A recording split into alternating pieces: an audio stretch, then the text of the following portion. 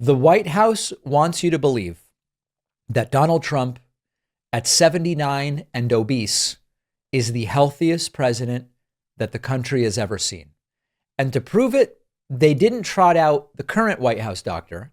They didn't release test results. They didn't give us the full medical record. They didn't allow media to interview Trump's current doctors. They called in Ronny Jackson. Ronny Jackson is the MAGA congressman who can't legally practice medicine outside of an emergency, who lost his medical license, was stripped of his Navy rank, and once was nicknamed the Candy Man for handing out medications like candy on Air Force One. He's the guy who said if Trump just modified his diet, he could live to 200 years old. And he was trotted out to say Trump is mentally sharper than ever before, and Trump is physically sharper than ever before. Now, this is where they get into trouble. You can say for a 79-year-old, Trump is healthy. And then we would debate that and we would say, well, give us some information. But they go so hyperbolic that it becomes unbelievable. He's the healthiest president mentally and physically than anybody, even compared to Obama in his 40s, Clinton in his 40s. Give me a break. That doesn't make any sense. Now, meanwhile, the administration has admitted Trump has chronic venous insufficiency. That's why his ankles are ballooned. He has bruises on his hands because of handshaking. Although, if you believe that, that would explain the bruises on the right hand, but not the left hand. Doesn't make much sense. Trump's gait is increasingly wobbly. Where he was meeting Putin, he was sort of going side to side, unable to walk in a straight line.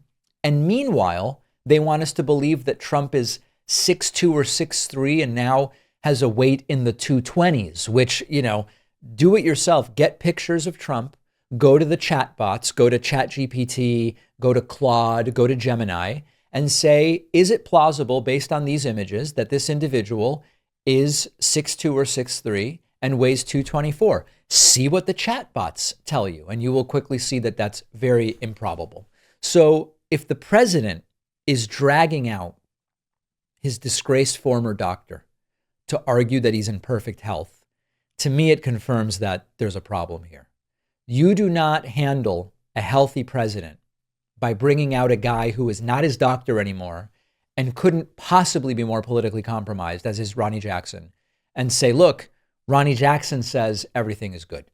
It's gotten to the point where J.D. Vance's team, whether they will admit it publicly or not, is reportedly preparing for what they see as the imminent death of Donald Trump. We're going to talk about that after the break, so I don't want to get into that right now. It sounds hyperbolic and outrageous, but it's less outrageous than the White House claiming this is the healthiest president ever, and that the cankles and the purple hands are simply nothing, and Trump weighs 224, and no one's been healthier, and also Trump's wobbly gait is nothing to pay attention to. Thankfully, Trump has taught us how do we interpret such a statement. When a former doctor, who's a Republican congressman, says this is the sharpest Trump's ever been physically and mentally, we now know what that means. It means something is wrong, and we're not going to tell you the truth.